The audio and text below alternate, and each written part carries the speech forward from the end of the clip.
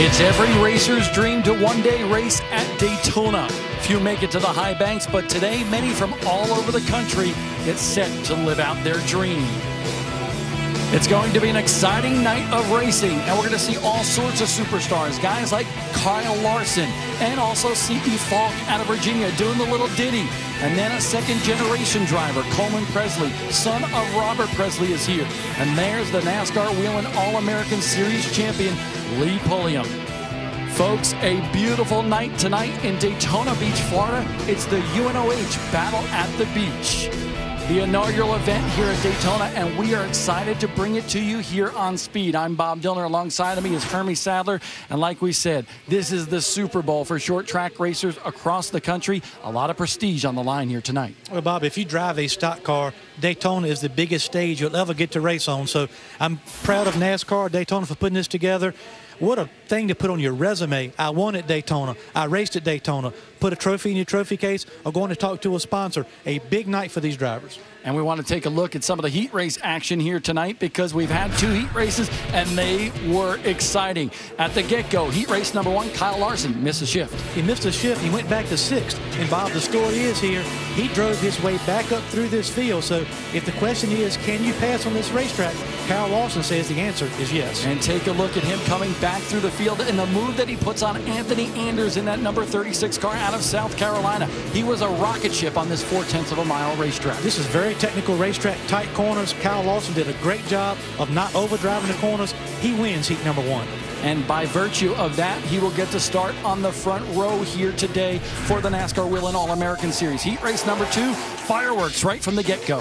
These guys go in, come off of turn 2 the first lap, squeezing, not much room right there, into the outside wall. Coleman Presley takes the lead early in heat number 2.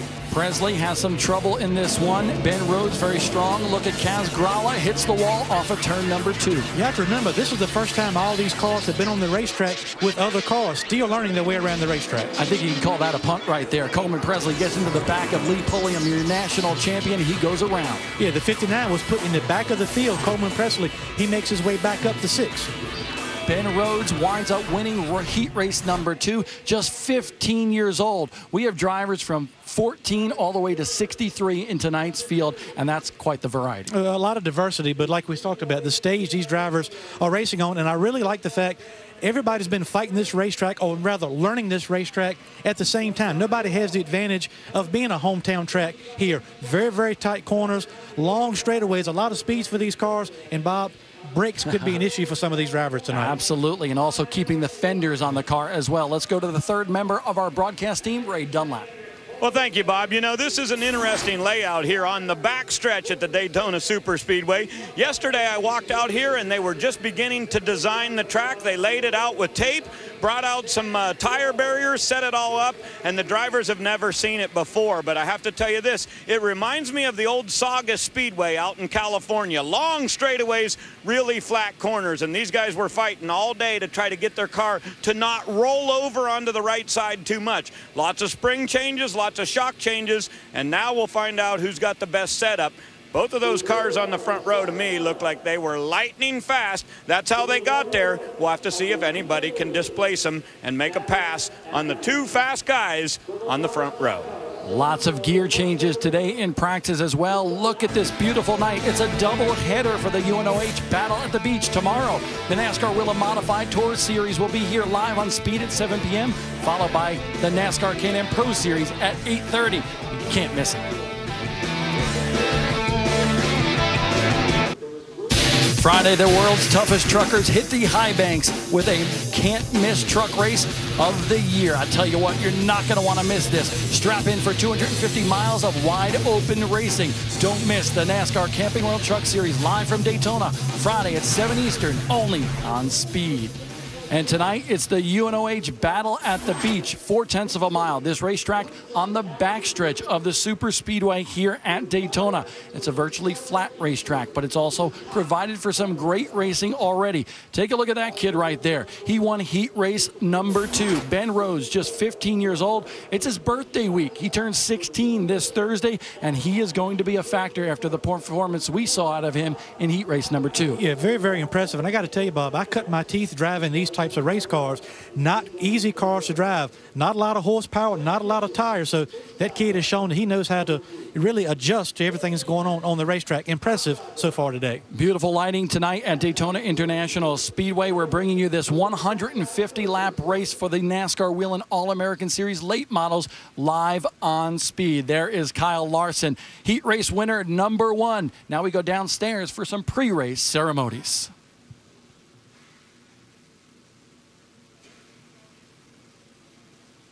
Ladies and gentlemen, please at this time ask you to rise and remove your hats. The Atlantic High School Air Force Junior ROT Shark Guard presents our nation's colors.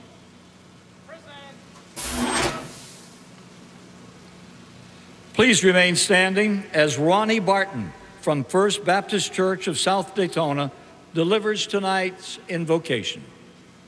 Let us pray. Our Father, we thank you for tonight. We thank you for the beautiful sunset to remind us who you are. And Lord, we thank you for this race, the Whelen All-American Series, the UNOH Battle at the Beach, a very first. And Lord, of course, we pray for the safety of all drivers. And we thank you for the spectators. For it's in your Son's name we pray. Amen. Here to perform our national anthem from Daytona Beach, Florida, Melissa Tenbrook. Oh, say, can you see by the dawn's early light what so proudly we hailed at the twilight's last gleaming, whose broad stripes and bright stars through the perilous fight o'er the ramparts we watched were so gallantly streaming, and the rocket's red glare, bombs bursting in air, gave proof through the night that a flag was still there. Oh, say does that star-spangled banner yet wave o'er the land of the free and the home of the brave?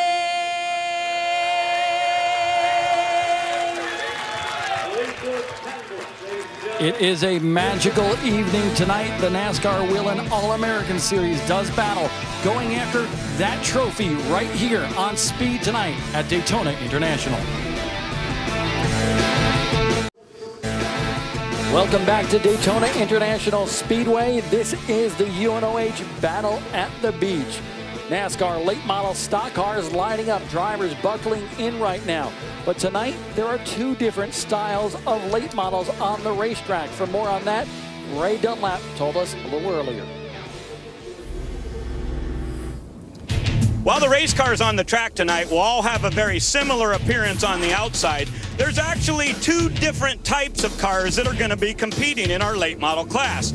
Now there's perimeter cars and straight rail cars. This is a perimeter race car. If you look up underneath, you'll notice that the frame rail is very, very close to the outside door skin, about 7 or 8 inches. But where you really see the big difference is on the interior. This looks just like a Sprint Cup race car. It's got door bars that are all the way over to the right side of the car. Now when we go to the straight rail car, it looks very different up underneath. You'll notice that this frame rail is about 24 inches from the frame rail there all the way over to this door skin. And when we get to the interior of the race car, you can really see that it's different. Look at this shelf in here. These bars go straight down to the frame rail, and here's all this space on the interior. There's really nothing going on there. But where the big difference is, normally you see this kind of race car on a track with a much bigger spoiler. They'd have a 6-inch by 60-inch spoiler. They've removed 3 inches from each side and cut one off. This is the big equalizer. They've lost 90 square inches of spoiler on the straight rail cars, and even though both of these cars have to weigh 3,000 pounds, they've actually equalized it all right here on the rear wing. Which car will have the advantage here tonight? We'll soon find out. 150 laps will be the distance, and we're getting set to get them fired here at Daytona. Let's go downstairs for the command to start your engines. It's that time.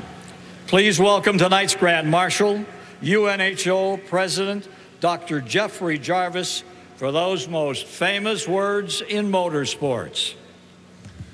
Hey Daytona, drivers, start your engines.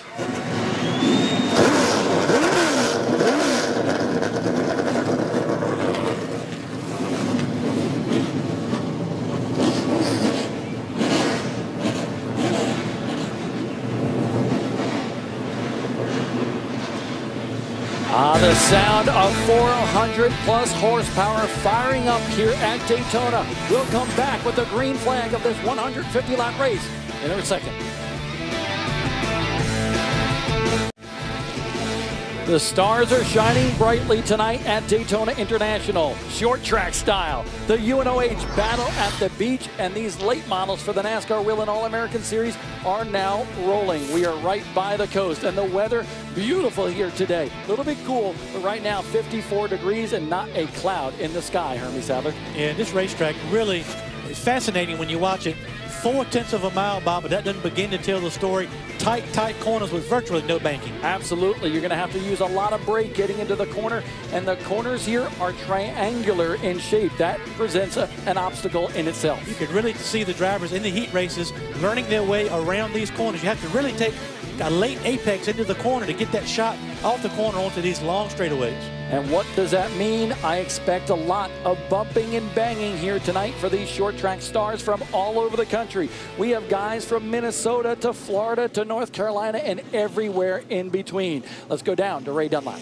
Well, thank you, Bob. And I love the diversity in the drivers out here. And as we talked about earlier, a lot of diversity in the race cars. You know, across the country, there's about 75% of the late models are actually those straight rail race cars, and only about 25% of them are the perimeter race cars. But Lee Pulliam won the championship a year ago, and each and every week he drives a perimeter race car. But they felt like to come here and be competitive tonight in this race, they had to build a straight rail car. So Jay Hedgecock went to work. This is a brand new race car. It's never been on the track. It's a straight rail car. And Lee told me earlier, I'm not sure this was the right decision. He said, I know my old race car and how to work on it. Hopefully we'll be fast later tonight. And that car was a bare chassis 1 week ago. He tested it once at Ace Speedway in North Carolina, but Lee was telling me earlier you need a lot of momentum to get up off the corner here. And he says he does not have the right gear in the car, so he thinks that could be trouble here tonight. Well, just the fact that our national champions went through all of that to build a new race car says a lot about the magnitude of this race. And remember, Bob, we're at this race for the first time. Think about all the races we go back now and talk about winning the inaugural event wherever we go. These guys are pulling out all the stops, and in the case of our national champion, thinking he needed a special car or to build a car for this racetrack, again, says a lot about what's going on here at Daytona. 1 lap till we go green. The starting lineup at the top of your screen right now. Ben Rhodes will be on the inside of the front row. On the outside, Kyle Larson, just 20 years old. When Speed Weeks is done, he will have competed in 6 different divisions of racing. This guy has the talent. And you want to watch these starts carefully, Bob, as you well know. In both of our heat races, we had cautions entering turn 1 in both of those races. We'll see if these drivers have a little more patience or if they learned anything from those accidents in the heat. I think the key too, and you see Kyle Larson doing this, getting some heat in those tires before the green flag. They roll around turns 3 and 4 here. They will come off of turn number 4 and get the green flag for this inaugural event. 15 years old on the inside, 20 years old on the outside. The green flag flies for the inaugural NASCAR Whelen All-American Series race here at the Battle at the Beach. Take a few laps to get some heat in the tires, Bob. You can see The 46 car of Rhodes really didn't get a good run off turn 2, but he gets to the bottom going into turn 3. Good start for Rhodes. Trey Gibson in that number 2 car to the inside. He's a winner at Hickory Motor Speedway 1 year ago. That driver, that number 2 car, gets a tag by Anthony Enders there in the battle for third in turn number 1. These guys knowing how important track position is, Bob. If somebody leaves a door open, especially the way this racetrack is configured, a good opportunity to get down below somebody entering the corner. And take a look at that. C.E. Falk in that number 40 car. He's making a strong move to the front of this field.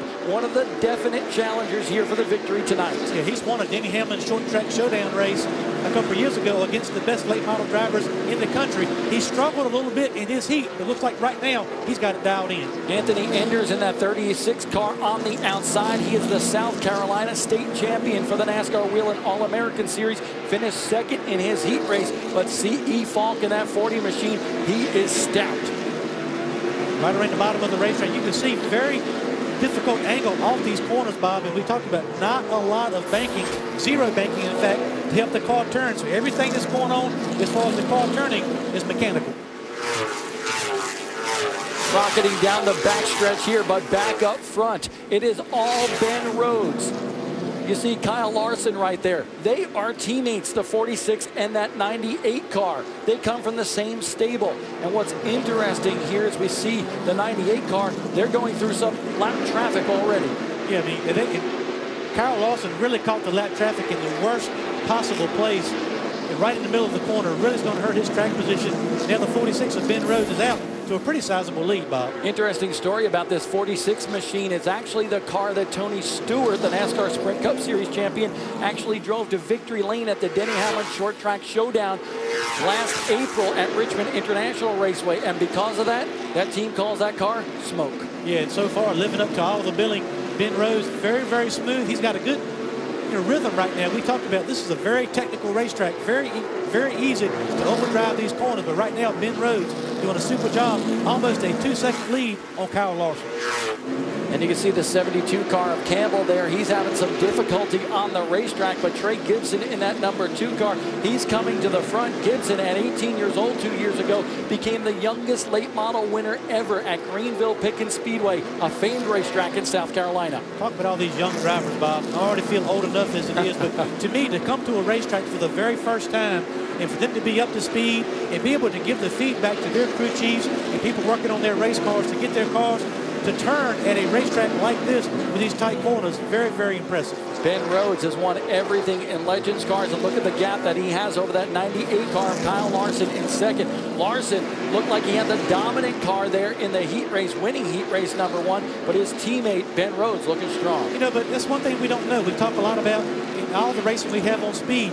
What is the racetrack going to do at night? We did all of our practicing, heat racing with the sun. As you can see, C.E. Falk going to the inside to pick up another spot. And Gibson gives way. C.E. Falk shoots up to third. Now he has his sights set on the 98 car of Kyle Larson. But look at Anthony Enders to the inside of the 2 machine of Gibson as well. Oh, he almost hits that tire pylon. I tell you, these guys, especially C.E. Falk in that 40, his car was so tight in that heat race, you could tell, but they have really changed the air pressure, changed the stagger, made a few adjustments. They got that car really dialed in, and now we got a battle for third. A battle for third, and we're seeing this courtesy of DirecTV. They have their blimp overhead here today. Aerial coverage brought to you by DirecTV. If you call yourself a sports fan, you gotta call DirecTV. Call 1-800-DirecTV. There you see Anthony Enders. He's also got some body damage a little bit on the right side of that number 36 car. So 36 car. Gibson falls behind in that 2 machine. Gibson now back to 5th.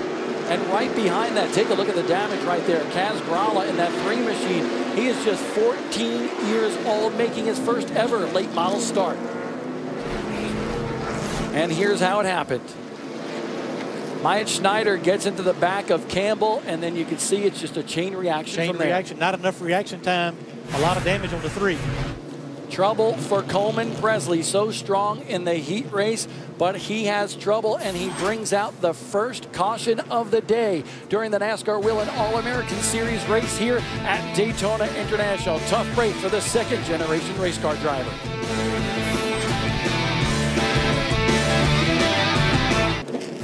Thursday, NASCAR's biggest stars return to the World Center of Racing for the Budweiser Duel at Daytona. Don't miss 2 white-knuckle races that set the field for the 500. The Budweiser Duel at Daytona, Thursday at 2 Eastern, live on Speed. And trouble for Kaz Grala. He had some major damage to the front end of that machine. He's come to the stop on the racetrack, just 14 years old. As I said, making his first late model start. He was very impressive in that heat race. Yeah, he really came back. We saw problems here. Take a look at the sheet metal damage on Myatt Snyder. That is the son of TNT broadcaster Marty Schneider. And he's got some major damage to the left side of that race car. Interesting, and they were buddies too, honestly. Yeah, we're talking about Kaz. You know, he had a little bit of a contact in the heat race, but really composed himself, came back and had a pretty solid run. And we saw the chain reaction. Now he's got a lot of damage to the front of that car, and it makes you wonder, is he going to get enough cooling into that engine to not have more problems later in the race? Snyder, just 18 years old, a Legends Nationals winner at Atlanta Motor Speedway 1 year ago. He's currently an intern at Joe Gibbs Racing. Still under caution here at Daytona Speedway. We are excited because the late models, the short track stars on the track tonight, and already some sheet metal damage.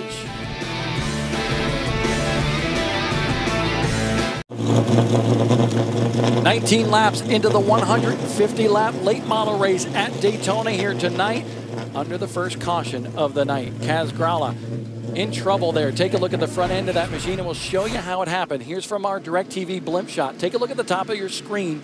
You can see 2 white cars, and Grala just goes and runs over Myatt Snyder. Yeah, we talked about first whether or not this was another shot of, you can see it right here, boom, going right in the middle of turn 3.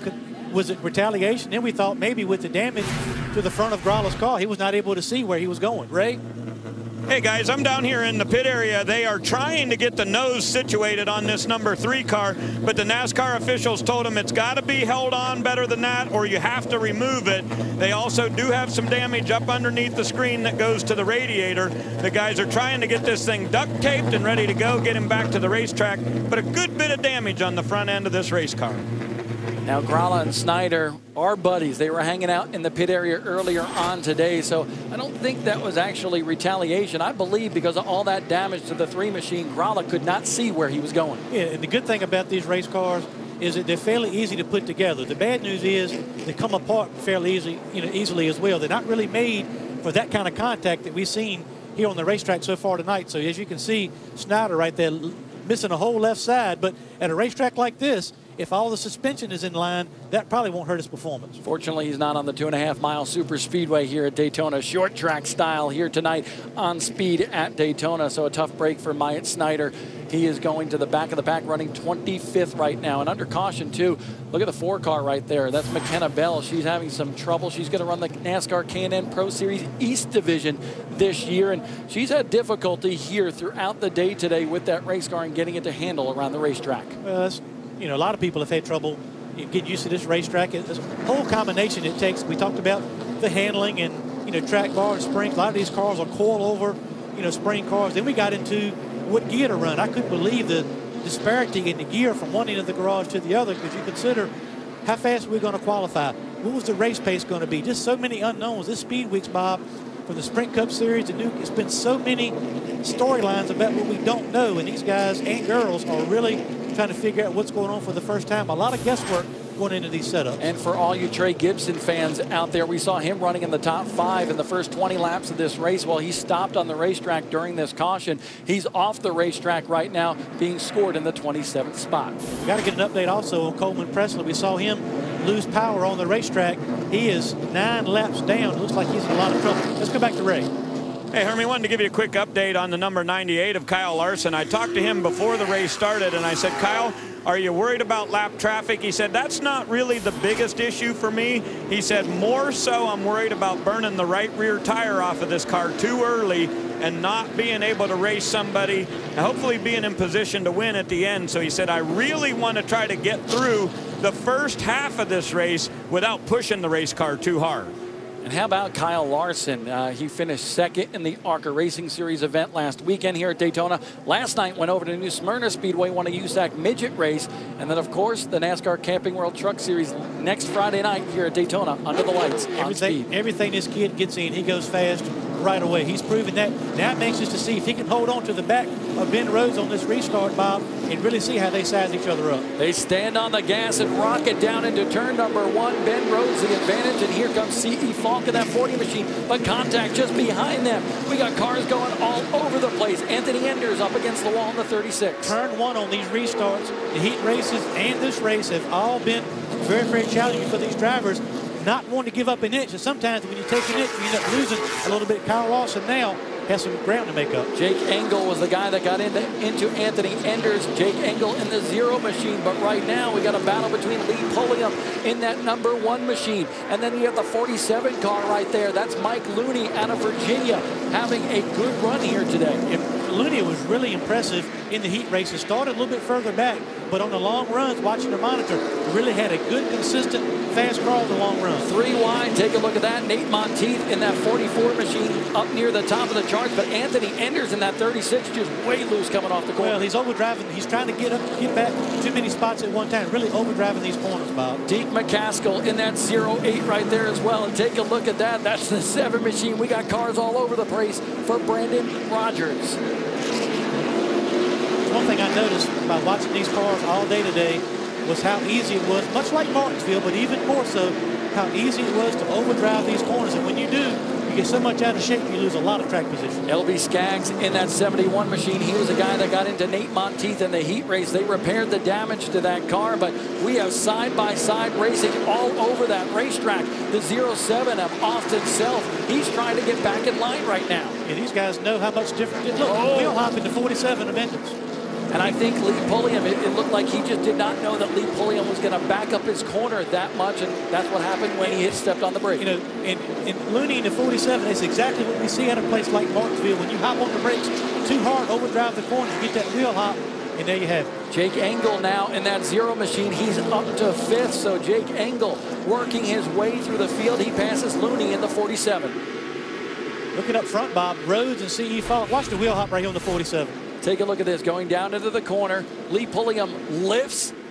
The 47 doesn't expect it. Wow, look at the rear end of that machine. Yeah, that's kind of a chain reaction thing as well. Actually, a great job right there by Looney to not really get in the back, you know, of the car in front of him and really cause a pileup and more carnage than we saw right there. Oh, trouble on the racetrack. Take a look at that. That's the 01 machine of Jake the Snake Crum. He spun, and then the 07 of Self just did not have anywhere to go. Major damage to the front end of both of those machines. You can see the fluid coming from the bottom of the 07 of Self.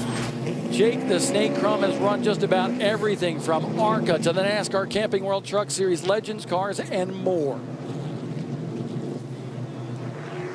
Self's car is done for the evening, I am sure, with that all that fluid coming from underneath. I was going to say, he's got some radiator issues in the front. You can see right here, going into the corner.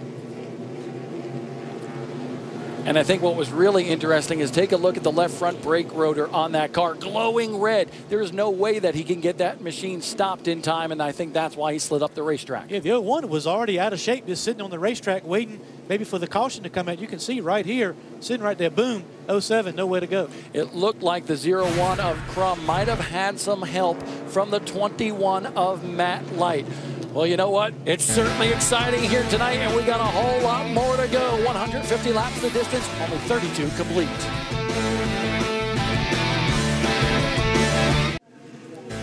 It's the UNOH Battle at the Beach, part of Speed Week's coverage on Speed.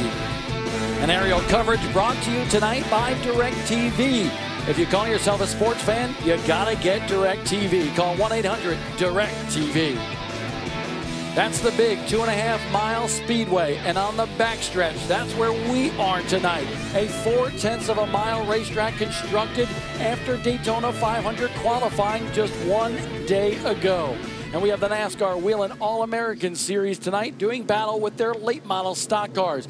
We're under the second caution of the day, and this is the reason why. Take a look at this. Jake Crum in the 0-1 winds up spinning there in turn number 4, and then Self, the 0-7, has nowhere to go down to Ray Dunlap. Well, thank you, Bob. And the Bandit Chipper Chevrolet has severe damage to the right front of this race car. And Jake, you're out of the car, so I assume you guys are calling it quits? Yeah, I don't know what happened there. We drove off in turn 1, and it felt like something broke. The car bottomed out and was spun out.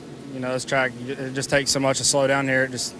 Someone got into the right front of us. I guess it busted the radiator, so it looks like we're done for the day. It's just frustrating. You know, it seems like every time we have something going, you know, something bad happens. But you know, definitely I have to thank Bandit Chippers, you know, for coming on board with us again. You know, they've been a big help to my career. So a big shout out to them, and you know, Derek, Lathan, and all these guys that's worked hard. You know, they just got this car last week. So all these guys that's worked real hard to make it happen and get us here. It just means a lot to me that, you know, they called me to come drive, and when we had nothing else going for us. So big shout out to them and Bandit and everybody that's helped us. It's just frustrating that it had to end like this. All right, sorry about your bad luck. Jake Crum is done, and guys, just moments ago they pushed the 59 to the garage area. It appears that Coleman Presley's car had a problem with the radiator, and they've gone to the garage. I believe that's another one we can cross off as finished for the night. And NASCAR Sprint Cup Series driver Joey Logano was spotting for Coleman Presley here tonight in this late model race. But we are a quarter of the way through this 150-lap race, the UNOH Battle at the Beach,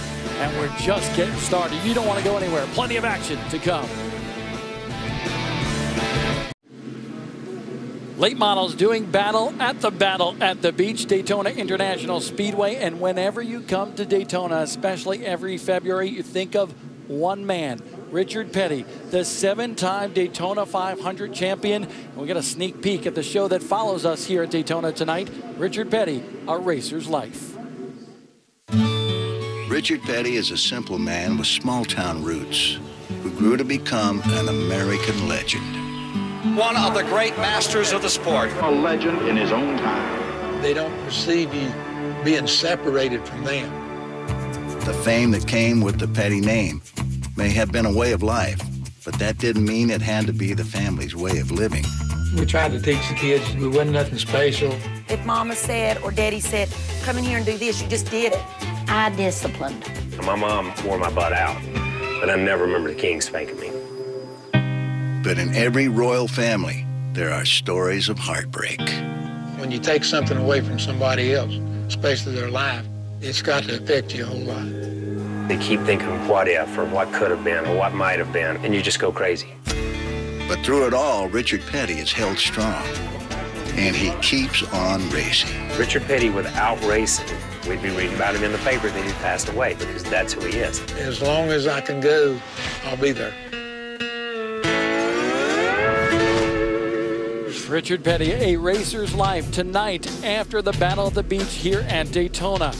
And let me tell you something. You know how this show started? It was actually at the Race Hub last year. Richard Petty came to visit, and he told Steve Burns, he said, you know what? Why don't you come up to Randleman sometime? Come up and we'll just tell some stories. So that's how this show began, and it's something certainly you don't want to miss, because I've seen portions of this show, and it tells stories that we've never heard before. And what a great family. I mean, we've all got a chance and the honor to be around King Richard Petty and you know, seeing him race, but more so in the last couple of years as a team owner, but more importantly as an ambassador to the sport. He's always signing autographs, talking to people out on the garage, up and down pit road. His son Kyle, we get to work with him here at Speed. I'm anxious to hear other sides of some of these stories other than the way Kyle Petty tells them. I'm not sure Kyle shoots it straight all the time. By the way, I thought the modifieds were tomorrow night. Somebody's getting a head start. Kaz Grala there missing the front sheet metal on that race car. No fenders, no nose piece, but he's still back out there digging hard. You got to appreciate the fact that Kaz and his team want to go out there and try to finish this race. And if things keep going the way they are, if you finish this race, you're in for a pretty good finish. His dad, Darius, a very good racer in his own right, a former champion in the Pro-Am series in the Grand Am class. So a very good road racer, and Kaz has been coming up through the Legends car ranks. Won 15 out of 58 races he ran last year in Legends cars.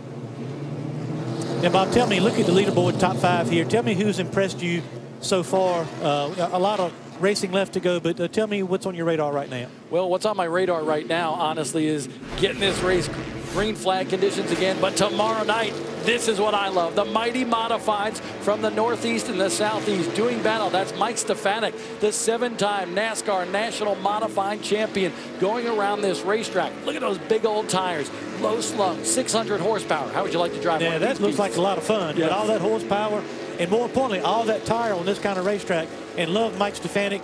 Been around a long time. Raced against him in the old Nationwide Series years ago. And he's a threat to win everywhere he goes. Tomorrow night, 7 o'clock. You don't want to miss the NASCAR Whelen Modified Series. And then following that, the NASCAR Can-Am Pro Series at 8:30. 2 races here to complete the UNOH battle at the beach. But right now, still under caution. Second caution of the night, 44 laps complete, but we are coming back to the green here. Ben Rhodes on the inside. C.E. Falk, the multi-time champion from Langley Speedway in Virginia, on the outside. He started 6th, up to 2nd. Yeah, these restarts have been very, very entertaining, I might say, as we've seen so far today. Let's see if they can get it going this time. Into turn 1 they go. Once again, Ben Rhodes stands on the gas, and he gets a great jump going into turn number 1. Falk kind of goes down, and we have trouble for Engel in that Zero machine. He stalled on the backstretch. He was running in the top 5 just a short time ago, and there he is with the cars cutting around him on the backstretch for caution number 3. He had some difficulty while we were away at break. He's out of Mooresville, North Carolina, and Jake Engel was running really well, had a good heat race, ran his way into the top 5, but trouble for the Zero machine. Yeah, you pointed that out while we were in break when he was on the racetrack. It looked like he was not able to keep speed on the racetrack, so it'll be interesting to see if Jake and his guys can figure out what's going on and keep him in this race without losing too much time. Ben Rhodes, C.E. Falk, Kyle Larson, Lee Pulliam, and Looney in the 47 car are your top 5 here. 46 laps into this one here, just about a third of the way through this race. Yeah, I mean, everybody in top 5 has been impressive, but Mike Looney is really, from what I saw in the heat race and what I've seen so far tonight, his car is very, very consistent. But I think what his car is going to like is long runs. We hadn't seen much of that yet, but if we get a 20, 25 lap run, it could be good for him. While we were in break, that's when he stopped on the racetrack, when he had to pull out of that top 5 to try to repair that race car. So see sparks coming up underneath. What was that? Yeah, I'm not real sure what that is. I mean, he's obviously knows he's got a problem. He's trying to catch back up to get to pit road, being anxious for Ray Dunlap to get down there with that race team and see exactly what's going on. But very, very disappointing turn of events for Jake. He had a really good race car. Pulling onto pit road right now, and you see the Zero machine of Jake Engel. A tough break. You're running in the top 5, battling for the win at the most prestigious race of the year here at Daytona. He thought he had a shot at the win tonight. Yeah, I mean, he was running well enough to be in contention to do so. You see the crew, you can see they put tape down on top of the hood to try to keep the hood more secure even than with the hood beams. They're taking a look at it right now to see if they can see exactly what's going on. But it wasn't like a spark. It was almost like a little bit of a fire under there somewhere. So anxious to see what that is. 1 lap to green here. Ben Rhodes still lining up on the inside. C.E. Falk on the outside. Falk very smart after Ben Rhodes got that jump on the last restart, tucked in before Kyle Larson could go on the attack. Yeah, Kyle Larson finally gets to restart on the inside here. We'll see if he can hook onto the back of Ben Rhodes and really track him a little bit. It's time for these drivers up front, 4 or 5, to start sizing each other up and see where they might be able to make a move on the guy in front of them. Tyler Howell out of Florence, South Carolina in the 22 machine gets the free pass this caution period. But here we go. Kyle Larson looking good. Maybe being patient at this point of the race. Lee Pulliam, your national champion, on the outside. Nate Monteith up to 6th right now. So that 44 on the march as the green flag flies once again. Look at Rhodes kind of cut off Falk. And take a look at Pulliam. He goes way high. That's going to hurt him dearly. Yeah, losing a lot of track position. We've seen it on just about every restart, Bob. Somebody overshoots turn 1 and loses a lot of track position. So right now, Falk in 2nd. Kyle Larson is 3rd. Looney is in 4th. And now up to 5th, Nate Monteith. Monteith making a charge. He started 16th. Something we haven't talked about a lot, Bob. These cars are actually running bias ply tires and really not a whole lot of air pressure, especially on the left side. So the first couple laps, much like we see on short tracks from Sprint Cup racing, Nationwide Series and Camping World Trucks, it's going to take a couple laps for these tires to get, number one, cleaned off and a little bit of heat, but also some air pressure. Single file all the way back to that right there, and take a look at the 08 of Deke McCaskill. He hits the wall. The 71 of LB Skaggs kind of shoves him up there, but McCaskill from Southern National Motorsports Park, he was the champion there, had a great year at that racetrack. And take a look at this. Matt Light, you see the 71, the 7, they're all piling in there, and McCaskill gets turned sideways. He had moved up to the top 10, and he loses his right front fender. You're talking about coming to Daytona at a new racetrack and all the competition. Deke McCaskill won 17 races last year at Southern National, Bob, and he comes here with this field at a new racetrack, and it really takes a little bit of time to get up to speed. Ray, what happened to that zero car? You won't believe it, Bob. The battery is actually in the front of the firewall on this race car, and they are traveling these cars so much right now, it actually dropped the left side frame rail down on top of the battery. That's what the sparking was that you saw. So they put a wedge in there to try to hold that frame rail up off it, but it didn't do anything bad to the car other than it was shorting it out. So now they've got something as a spacer in there. Hopefully he'll be able to keep it running. He's back in the race. Unfortunately for Engel, already 10 laps down, scored in 22nd. But that man right there in the 40 machine, C.E. Falk, he is on the move. And this is a guy that a lot of people have their eyes set on here tonight. He is a multi-time champion at Langley Speedway, finished third in the NASCAR Whelen All-American Series points 1 year ago. Well, I was going to make that point. This racetrack is flat, a lot like Langley East Speedway. Some of these drivers, that's one maybe small advantage some of these drivers may have, like a C.E. Falk, is racing on a really flat racetrack at Langley can really help you not only driving-wise, but also chassis-wise, a little bit more of a, get used to a racetrack like this, maybe a little bit quicker than some other drivers that race on different types of racetracks. You take a look at your leader there, Ben Rhodes, just 15 years old. He is leading the field, but he is being hotly contested right now by C.E. Falk in the 40 machine. Kyle Larson taking it easy right there, looking to see what the top two guys are going to do as we encounter lap traffic here on this 4/10 mile over. Yeah, now the question becomes, can C.E. Falk make Ben Rhodes make a mistake? That's what we saw in the heat races a lot today, was getting up close to somebody, putting enough pressure on them, eventually they make a little bit of mistake. And Kyle Larson, Bob, is lurking right there in third. C.E. Falk, he's a veteran of the late model wars, already 25 years old, battling with the 15-year-old out here. Ben Rhodes turned 16 this Thursday. Not afraid to use the bumper as well. If you remember back to that Denny Hamlin short track showdown, I actually put the bumper to Denny right there at Southside Speedway in the race he won to go to victory lane. So very, very aggressive.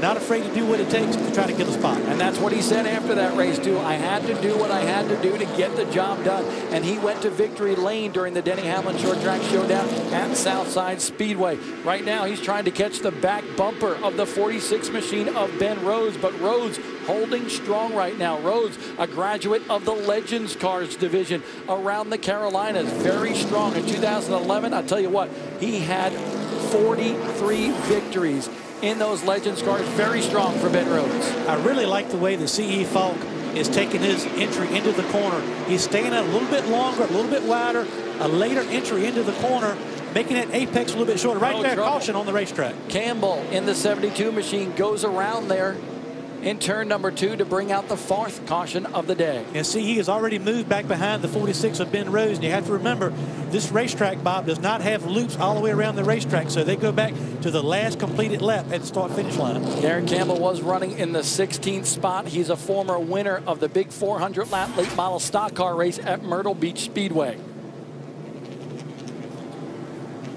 Well, we've seen a lot of action already, and we are closing in on the halfway point in this race. You don't want to go anywhere. Just imagine what it's going to be like in the final 75. Speed. And tonight, we are under the lights here at Daytona for the UNOH Battle at the Beach. 64 laps complete, 150 is the distance here tonight for these late models that compete all around the country.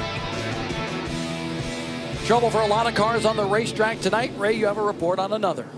Yeah, Bob, I don't know if they give an award for the longest distance traveled, but if they did, it'd probably go to Adam Royal in the number 89. They came all the way from Minnesota, and this kid's won a lot of races up there. This past season, he won 7 events. He races at Elko and also at Raceway Park, where he's got a couple of championships. But you see the hood has come off of that bright orange number 89, and they're going to push him to the garage area. He said the engine keeps shutting off, and he's afraid it's about to blow up. So he didn't want that to happen out on the racetrack.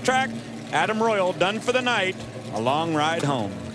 1,500-mile trip down here to Daytona from Minnesota, and a lot of people got behind this team and this driver to get him here because they had to raise some money to make the trip down here. So folks from Elko Speedway, Raceway Park up in Minnesota, they got together, raised a lot of money, had a benefit party, and that's what brought Adam Royal, the state champion for NASCAR in the state of Minnesota, down here to the Battle at the Beach. Well, Bob, I don't know what else says, you know, how much of the importance of the prestige of racing at Daytona than that story traveling all the way from Minnesota. And this, to put all these drivers from all these different places, you know, different rules on racetracks, and they bring them all together. And Lynn Carroll and his staff have done a great job with NASCAR to put all these teams on a level playing field, and they're running such close together as far as speeds. I hope this will be the first of something that over time will really grow into a huge, huge showcase for these drivers in this division. Great opportunity for these drivers to not only race at Daytona, but also race on a national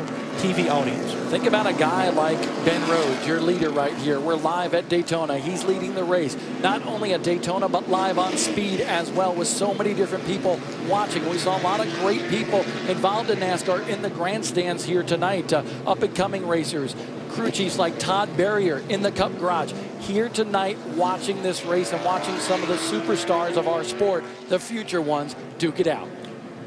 Well, it's time for another restart, Bob. They've all so far tonight been very, very exciting.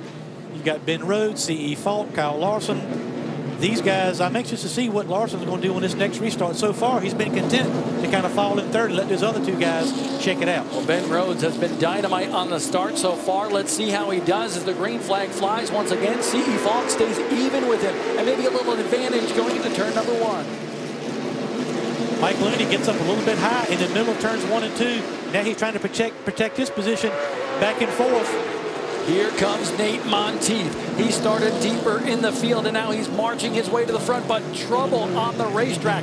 That's the 71 of L.B. Skaggs. He's been involved in a bunch of incidents. And look at this, the 1 car of your national champion for the NASCAR Whelen All-American Series. That's Lee Pulliam, also involved. Hey, this is typical short track racing. The further you are back in the field, the more chance you have to get involved in an issue. Track position is so very important.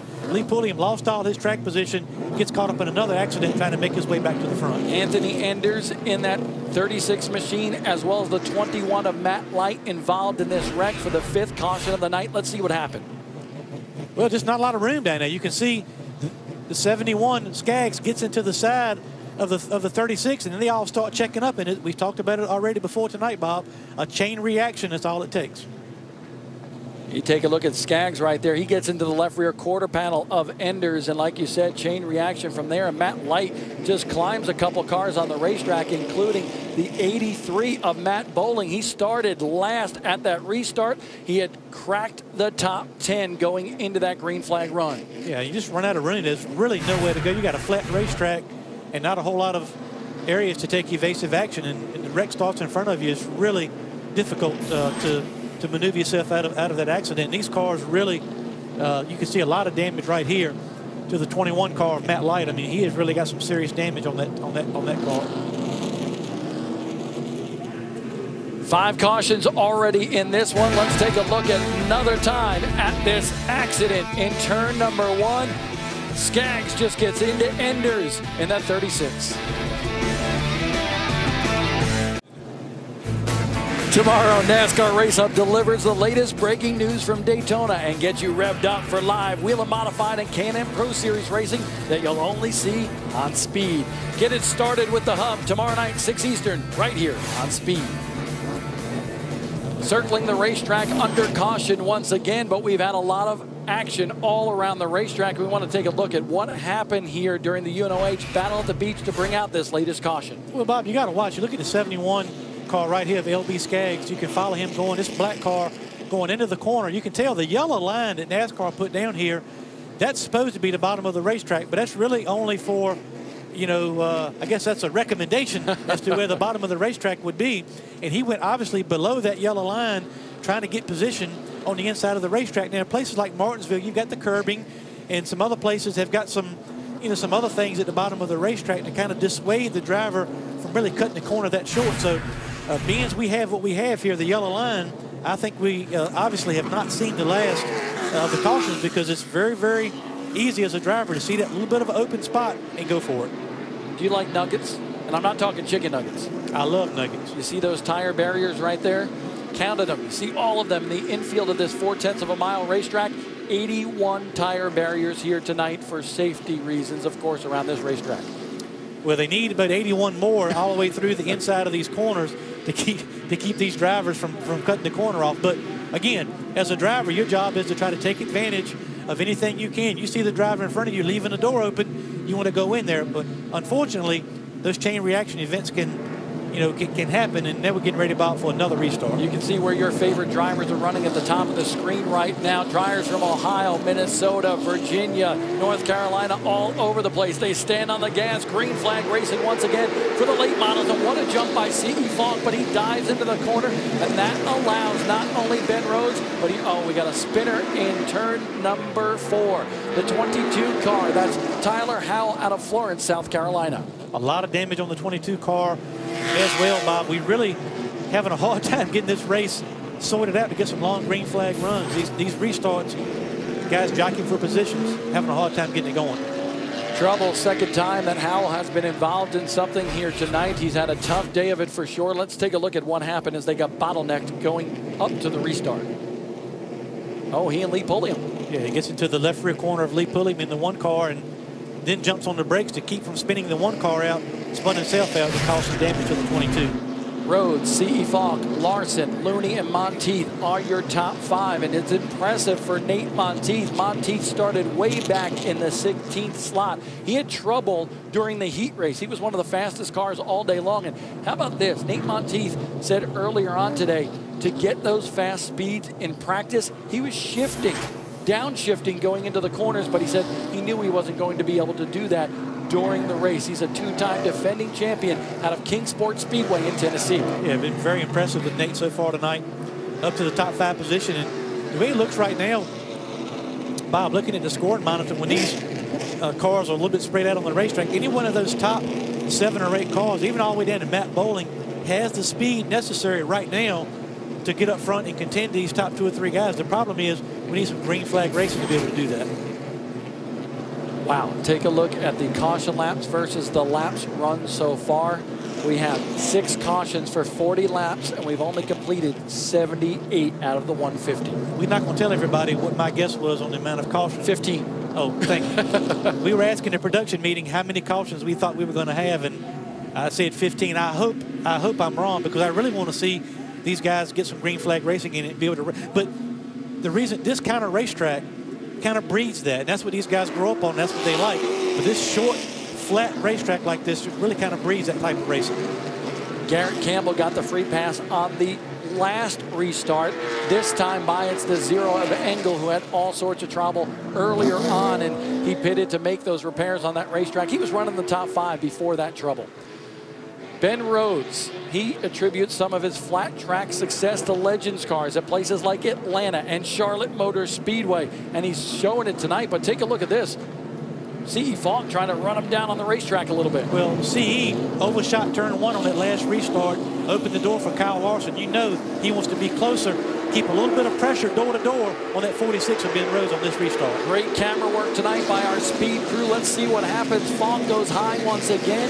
Rhodes, but look at Falk battle on the outside. He learned something that last restart of how to get a better run off of turn 2. These guys are battling door to door. Kyle Larson working in third. C.E. Falk, 25 years old, out of Virginia Beach, Virginia, and we have another accident on the racetrack in turn number 3. A car against that tire barrier. The 28 car. Tyler Aldy from right here in Orlando, Florida, not too far away. And L.B. Skaggs has damage to his left front fender. Skaggs involved in a couple incidents in the heat race today, and then again in this 150-lap race. And he's got some sheet metal dragging underneath the body of that race car underneath that left front tire. It's like maybe a sway bar arm or something dragging underneath that race car as well, Bob. A lot of damage on the 71.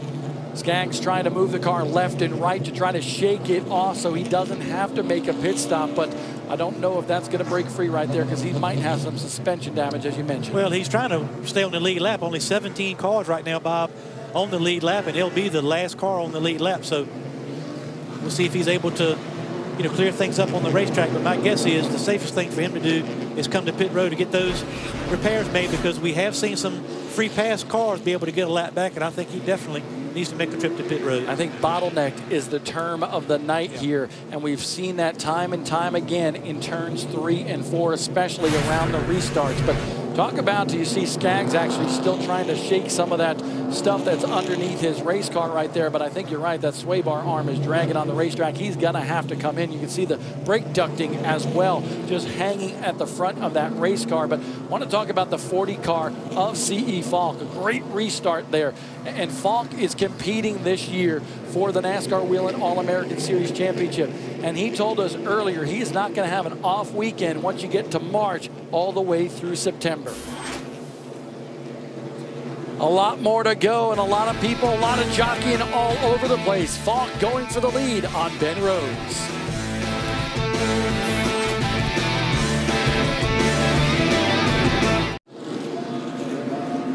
The Emerald flag flies once again. They stand on the gas, and Ben Rhodes and C.E. Falk do battle again. Falk tucks behind that 46 car, your leader, Ben Rhodes. Here comes Kyle Larson. He's trying to look to the inside, but falls back just a little bit. Yeah, C.E. Falk did a nice job on that restart. Got to give Kyle Larson some credit, too. We talked about how experienced he is or how mature he is for his age, but he gave C.E. a little bit of a break right there. Got on the brakes a little bit. Now C.E. challenge for the lead. Look at this, a little bumper tag right there between the 40 of Falk and the 46 of Rhodes, and gives C.E. Falk the lead. You can tell in these last couple restarts, C.E. Falk was determined to try to make a move to get the lead in the first couple laps after a restart. Maybe he saw, Bob, that his car was a little bit better on the first 2 or 3 laps after a restart. Trouble. 46. Trouble in turn 4. Go figure right there. The 8 of Myatt Snyder goes around, but we keep on racing. Snyder gets back up to speed. He's had a tough time of it. He had an incident earlier, battled back to almost the top 10, and another incident for the son of TNT broadcaster Marty Snyder. And trouble on the racetrack as well. That's the 15 car of Trey Hutchins. Trey Hutchins, the son of Bobby Hutchins, who has worked in the Cup Garage for so long. Yeah, it's really great to see all these familiar names, second and third generation drivers, but look right here, same thing, well below the yellow line right there, the 0 of Enders. He got in there, and, you cut that corner off trying to make ground up. Look at this, just dive bombs to the bottom of the racetrack, nowhere to go. A vicious move there by Engel, who had trouble earlier. Maybe some frustration coming out there for sure, but a tough break for Myatt Snyder there. He was one of the guys that we expected to challenge here today. Only his 5th start in a late model. Yeah, but Jake Engel, that's what I'm talking about. This racetrack really breeds that kind of stuff, because there's nothing to dissuade the driver when you want to from really dive bombing down to the bottom of the corner. So very aggressive move by Jake Engel right there, and certainly that caused some other drivers a lot of problems. An impressive run for that car right there. Banged up, battered, and bruised is Matt Bowling in that 83 machine. Up to 8th. He started shotgun on this field, and look at the day it's been for the driver of that 83 car. Heat race number 1, turn number 1. He gets run over by Anthony Enders there. He goes around, did not make it back out on the racetrack. Had a lot of damage to the left rear of that race car, but that crew went to work. You could see it again. Enders in that 36 just hopping up on top of the 83 car. Well, they made repairs to that car, and now he is up to 7th on the racetrack. An impressive run for the young kid in that Hedgecock car. He's got a veteran crew chief with him as well, Fred Wonke. Used to be in the NASCAR, in the Busch Series. Actually, crew chiefed me for a couple races in the Sprint Cup Series, and I saw Fred in the garage early today and just had a big smile on his face. Really likes the potential he sees in Matt Bowling, and those guys were not really happy with their race car during the course of the day today, but as further we've been on tonight, as the track has changed and drivers will start taking care of themselves, he's got himself right now in the top 10. Jake Engel, his night goes from bad to worse. He had the incident earlier while running in the top 5. He was just posted by NASCAR to go to the rear of the field for aggressive driving, and now he's got a left front flat tire. Yeah, he's going to have to get to pit road and get tires changed. Still looks like his car's in relatively good shape, Bob, other than needing to come in and get some tires on it. Posted for aggressive driving, the number 0 of Engel, and I'll tell you what, he's had a tough night, down to 20th spot. Ray Dunlap? You know, Bob, earlier we were talking about the differences in these race cars, some of them perimeter chassis, others with the straight rail. Well, there's also something else that I was watching throughout the garage area. A lot of these cars have traditional spring buckets and also a shock that's separate, but some of them run what's called a coilover shock.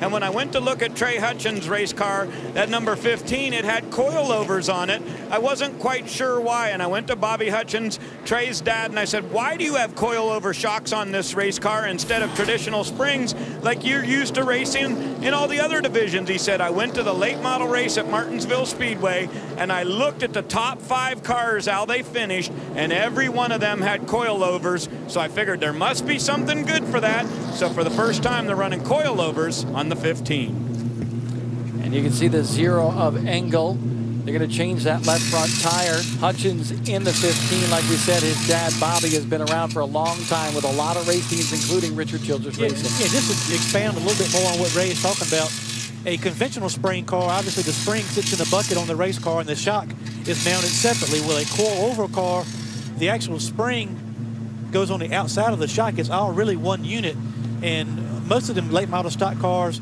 are coilovers these days, and with the experience you have with them, coilover cars can be faster, but they're more temperamental, you may say, and really respond a lot quicker to adjustments than maybe a big spring car would. And we see most of these super late models around the country, those straight rail cars that Ray Dunlap talked about with those coilovers around the country at events like the Snowball Derby and more. But talking about Hutchins right there, we were talking about his dad. Well, his dad's a driver in his own right. He's won some races at Bowman Gray Stadium. I'll tell you what, you talk about a tough racetrack. Flat, quarter mile around a football field in Winston-Salem, North Carolina. And that was really one of the things that was so fun today, being in the garage, was seeing Bobby Hutchins working on the 15. We saw Robert Presley, working on son Coleman's car, and so many names that, families involved in NASCAR, and they keep coming back, and it's always, the next generation or the son or the grandson or the uncle or whatever the case may be. Glad to see these families stay involved in NASCAR. You think tonight is exciting? Tomorrow night, double the fun here, because we got the Mod Squad, the NASCAR Whelen Modified Series at 7 p.m. with the boys from the south and the north. Those big old wide tires and 600 horsepower, followed by the K&N Pro Series. Oh man, trouble for Engel there. Ray Dunlap.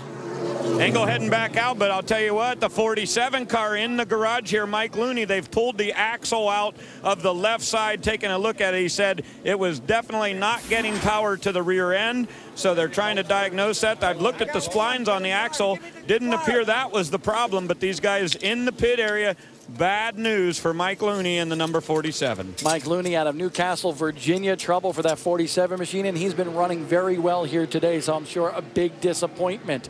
But not disappointing at all for C.E. Falk, 25 years old, and that Toyota number 40. He will lead the field to green once again, but Hermie, we still got a long way to go. How about these tires? Well, a lot of heat cycles, Bob. We talk about heat cycles and the debris. A lot of debris on this racetrack could play a big factor in these restarts heading down the stretch. Rhodes on the outside immediately ducks right behind the 40 machine of Falk.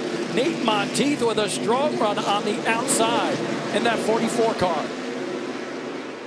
I'll tell you what, I still believe before we get to the end, these restarts are going to have a big play in who wins this race and not make the mistake some of these other drivers have made and overdrive the corner. Look at Deke McCaskill there, moving his way up to 6th right now, missing a right front fender. He's on the inside of Bowling. That is a battle for 5th right there between the boys of the late model stock car Southeast Wars. Bowling, banged up race car. Yeah, we mentioned Deke won 17 races last year at Southern National, and here's another car in the heat races just could not get his car to turn. But as this racetrack has cooled down, the weight of Deke McCaskill slowly but surely making his way to the front. And Bowling, the South Boston Speedway champion from 1 year ago. Now here comes the 30 machine battling with Bowling on the racetrack. That's Dalton Zier, and Dalton started way back in the field here as well. He's moved his way to the front. Well, these guys, not only has the track been changing, the drivers that have kind of been in the back, minding their own business, and let some of these other drivers kind of take care of themselves, now are slowly having the opportunity to show what they've got. 100 laps complete, 50 to go here for the late models of the NASCAR Whelen All-American Series. C.E. Falk, Rhodes up front. Third is Kyle Larson. Fourth, Monteith and McCaskill running out the top 5. These top 3 right now obviously look like they're the class of the field. Last time by, Kyle Larson, Bob, ran a 20.92, by about a tenth and a half, the fastest car on the racetrack, running these front 2 down. Now, we've seen aggressive moves by Rhodes, as well as seeing Falk. Maybe Kyle Larson saving his tires a little bit, might have a little bit more at the end of this race. Right on that? Well, and Bob, I said that earlier, that he told me for sure he wanted to save that right rear on this curb record Chevrolet. He said he really felt like you had to wait till almost 20 to go before you could run these things as hard as you can. And we saw in the heat race, only 25 laps, Kyle Larson got knocked back a few positions, and he was able to charge hard and come through. So I'm not sure if you guys think the same as I do, but I believe that 98 is just bird dogging for a little while. You might be correct, Ray. He's looking awfully stout out here. You can see the gap that the top 3 drivers have put on the 4th place runner of Nate Monteith out of Tennessee in the 44 machine. Falk setting the pace right now.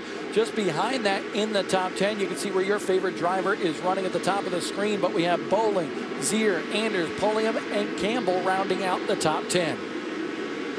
A great shot by our DirecTV blimp. You could see the line, specifically those triangular corners here at this 4/10 mile oval. Yeah, and that's one thing that the top 3 drivers have done. Falk, Rhodes, and Kyle Larson have all figured out how to keep their car free in the middle of the corner and get that straight shot off the corner. But now, Bob, they're going to start getting into a little bit of lap traffic. We'll have to see how that affects them. Lap traffic may play a factor, but you know what? This race is not done. 45 laps to go here at the UNOH Battle at the Beach.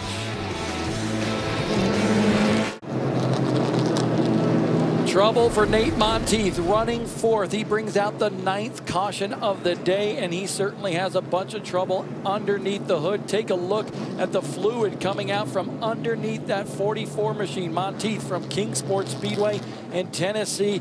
Tough deal. He was smoking a lot on the racetrack right before stopping and bringing out that caution. Yeah, but he had worked his way all the way up to the 4th position. Bob did a really good job dodging wrecks, got his car working better. Very, very disappointing for him.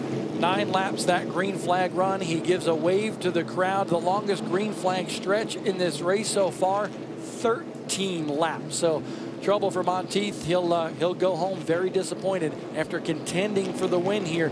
And of course, he's had a tough day. He got knocked around in the heat race and then had that hood kind of crunched up. So they've had to do a lot of work on that car all day long. See the Speedy Dry going down on the racetrack right now, and we talked about this racetrack. They started constructing this place right after Daytona 500 qualifying yesterday.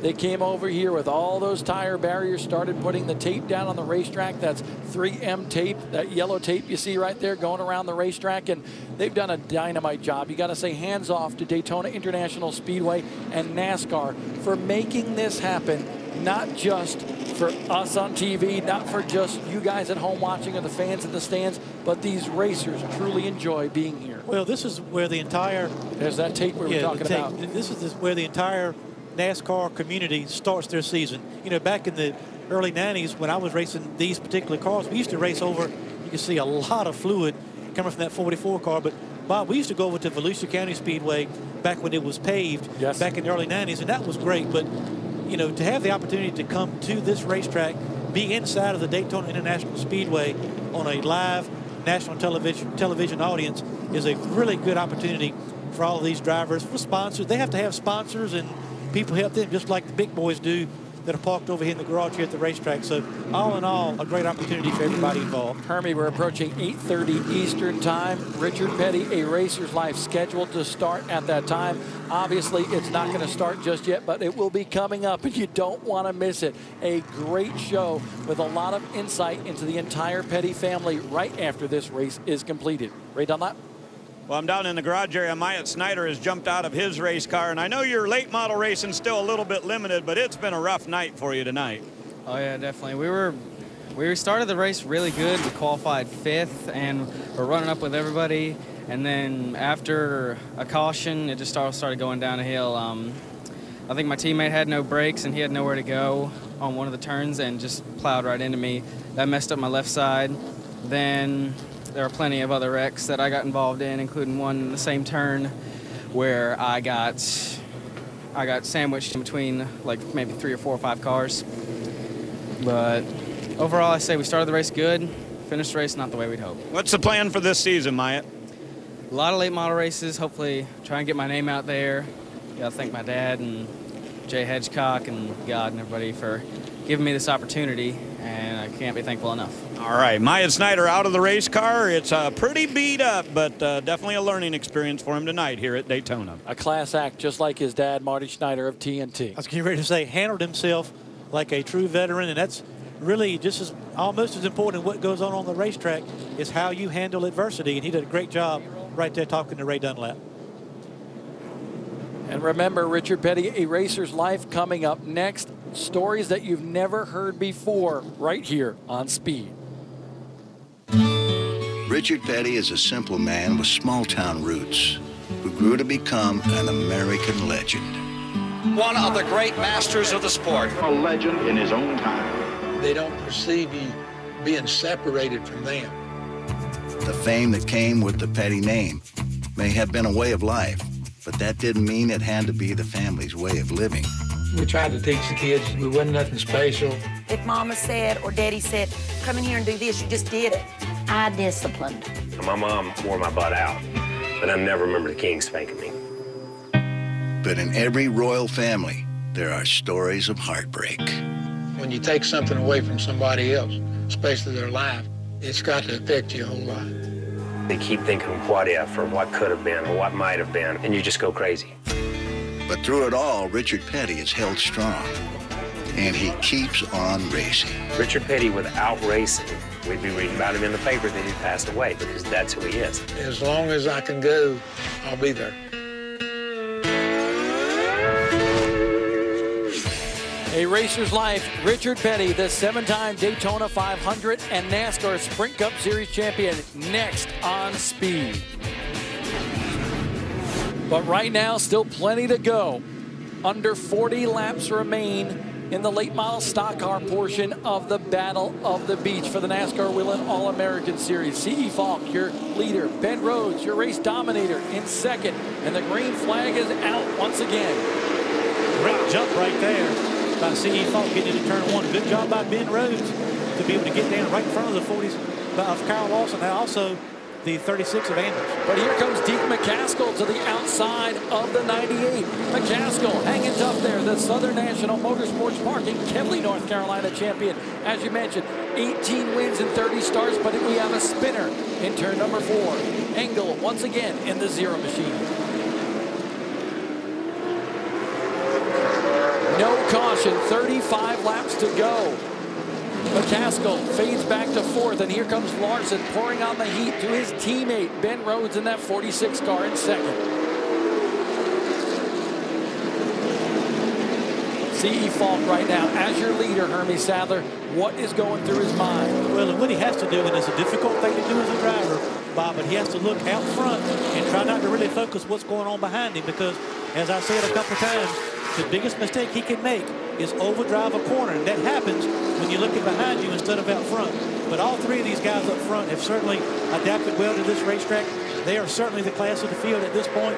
It looks like the 40 and the 46 put a little bit of gap between themselves and Kyle Lawson right now in the 98. The zero of Engel has been posted by NASCAR once again for aggressive driving. 32 laps to go. Want to mention for all you Lee Pulliam fans, he's back up to 9th after several incidents on the racetrack here tonight. Nobody's stopping that man right there, though. C.E. Falk rocketing out in front of this field, looking pretty sharp in that 40 machine. Well, again, we go back to the changing racetrack. As we've seen tonight, you can see the zero car right there of Engel. He's being held by NASCAR. But going back to the 40 of C.E. Falk, I watched his heat race today, and he did not have a winning car, Bob. I mean, he was, 4th, 5th place car in his own heat. But right now, tonight, under the lights at Daytona, he is in position and certainly has got his car working exactly like he wants it. Now the next question is, if we can run some green flag laps, who's got it from here to the end if we get some green flag racing under our belt. And opening up a little bit of an advantage over second place right now. About 3, 4, 5 car lengths over Ben Rhodes and Kyle Larson. There's the 81 car of Rusty Skews. Skews running in 13th right now out of Virginia, and he's the oldest driver in the field, 63 years young. Talked to him, a great guy today. Really looking forward to running Daytona. He didn't get his start in racing until he was 46, so he said, right now, I'm just peaking. Well, he's out there having a good time, holding his own and living the dream, so I'm happy for him to be out there. And looks like he's here comes Larson. Trouble contact between the teammates. Second and third on the racetrack. That's the 46 of Rhodes, and now some major damage to the front end of the 98 car of Larson. Well, with just over 25 laps to go, Bob, so it's time for the 98 of Larson to go if he's got anything, but a lot of damage right now on the 98. That could mess up a lot of different things. You see the brake rotor glowing orange on the right front of Larson's car. He had to jam on the brakes to try to not get into more of an incident with his teammate Rhodes, just 15 years old. Here's a look. Well, 46 car, that's the line that Ben Rhodes has been running pretty much all night. And Kyle Larson just really, we talked about that yellow line, just dove in there right to the bottom of the racetrack. You take that chance. But 46 car, just not enough room on this racetrack. So a lot of damage, as you can see, to the 98. The 46 looked like by his lap time, not too bad a shape. And I don't think we've mentioned Kyle Larson, the only driver doing triple duty here during the UNOH Battle at the Beach. He's running the late models tonight, the modifieds tomorrow, and the K&N Pro Series as well. He's the East champion from 1 year ago. But I tell you what, I think he's a little hot under the collar right now. He is not giving up. Still digging in this 98. Front end, no front end. He is still putting a lot of pressure on the 46 of Ben Rhodes. He wants another shot at him as well as CE Falk. It's go time. Under 25 laps to go here at Daytona. He's on the inside of Ben Rhodes. They head down the backstretch here into turn number 3. I believe you're going to say Kyle Larson is now your second place runner, but Rhodes is not done. Well, he did the old over and under like we used to see at Darlington back with Dale Earnhardt, who, by the way, 12-year anniversary of his passing. A lot of people have been talking about him on Twitter today. Look at his great racing. Another cross under by the 98 of Larson. The problem is CE Falk is slowly inching away as these guys race each other. This is NASCAR short track racing at its best right here under the lights at Daytona. The Super Bowl for these late model stock cars here at Daytona this year with the inaugural Battle at the Beach. Rhodes trying to get back to the back bumper of Kyle Larson, but Kyle Larson has one thing in mind right now, going after that 40 car CE Falk, your leader. Yeah, look at the brake rotors on this 98 of Kyle Larson. We can get a shot going into the corner. Not only his front brakes, but the rear brake rotors on this car also glowing cherry red. Will they last 20 more laps, Bob? He's got all 4 tires, all 4 rotors on that car, glowing red, the left rear as well. Richard Petty, A Racer's Life, coming up next, but you're not going to want to go away. We're going to come back with the conclusion of this race next on Speed.